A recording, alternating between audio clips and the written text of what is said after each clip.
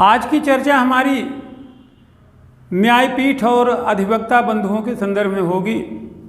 अपने 8 साल के राजनीतिक जीवन में हमारे संसदीय क्षेत्र की जो मुंसिफी है, तहसील कचहरी है, कलेक्ट्रेट है, सब में कई बार गया। चाहे वो दरियाबाद हो, रुदौली हो, सोहावल हो, मिल्कीपुर हो, बीकापुर हो, सदर तहसील हो, कलेक्ट्रेट हो, तो अधिवक्ता बंधुओं से मेरा ज़्यादा संपर्क और संबंध रहा। आज मैं उन्हीं से कुछ निवेदन करना चाहता हूँ।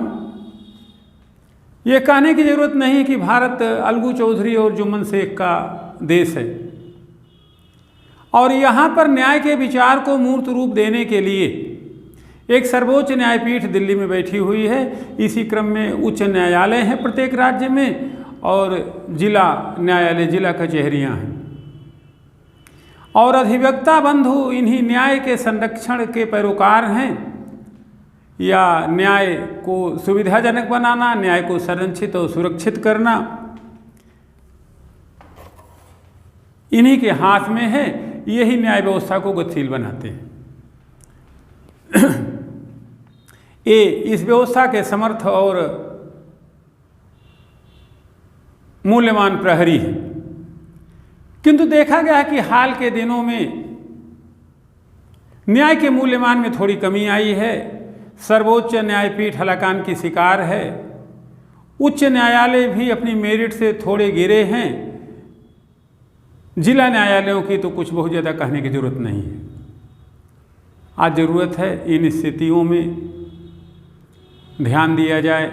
कार्यपालिका से न्यायपालिका के जो पृथक्करण की बात अनुच्छेद 50 में की गई उसका सम्मान किया जाए। सरकार और समाज न्याय को मूर्त रूप दिलाने की दिशा में सक्षम प्रयास करे। आज ज़रूरत है कि न्याय के विचार को मूर्त रूप देने और दिलाने की।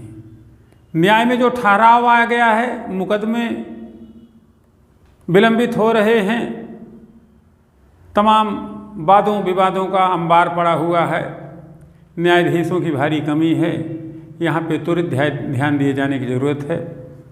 वकील बंधुओं से भी अपेक्षा की जाती को अपनी जिम्मेदारी को समझें, आंदोलन की राह न पकड़ें, न्यायालयों में पूरी तरीके से काम होने दें। किंतु कहा जाता है कि तोहमत लगाना आसान होता है, उनकी परिस्थितियाँ समझना थोड़ी सी टिपिकल काम होता है। न्यायपीठ में जितनी स्वतंत्रता की बात कही जाती है वस्तुतः उतनी स्वतंत्रता है नहीं और इनके प्रहरियों की हालत तो बड़ी ख़राब है। कुछ गणमान्य, कुछ बड़े वकीलों को छोड़ दिया जाए तो बाकी जो नई पीढ़ी के वकील हैं या अन्य वकील, उनकी स्थिति बहुत अच्छी नहीं है। इस नाते अपने अधिवक्ता बंधुओं के बारे में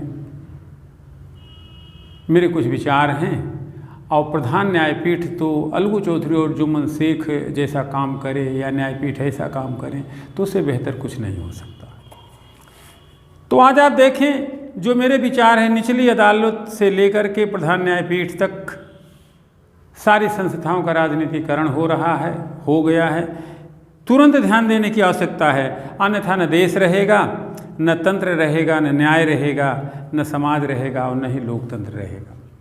एक बात और, लोकतंत्र के इन सजग प्रहरियों को अधिक मानवीय, सामाजिक और आर्थिक रूप से संपन्न बनाए जाने की ज़रूरत है। इस क्रम में हम अपेक्षा करें कि नवोदित वकीलों को सरकार कम से कम 25,000 रुपये का 5 साल तक की स्टाइपेंड दे ही, मानदेय दे ही, ताकि वे अच्छे से न्याय प्रक्रिया को सीख सकें और न्याय के और समर्थ और सजग प्रहरी बन सकें।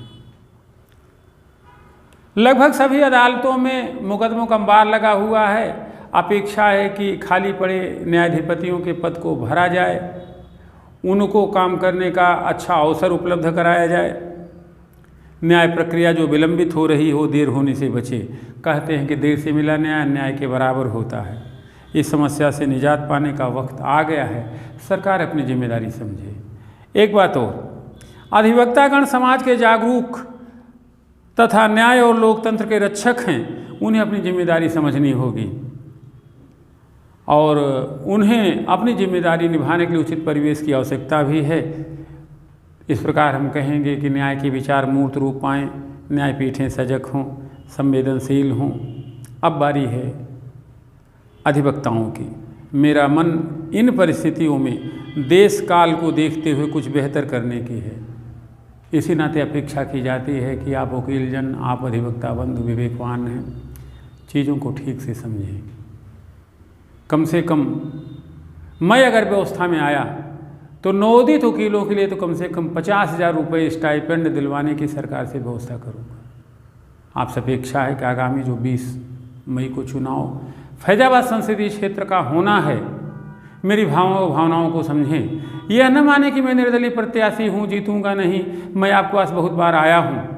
अपेक्षा है कि मेरी भावनाएं समझें और समाज के अधिकतम लोगों को प्रेरित करें। हमें मालूम है कि एक वकील 1000 के बराबर होता है, बाकी चीज़ समझने की ज़रूरत है।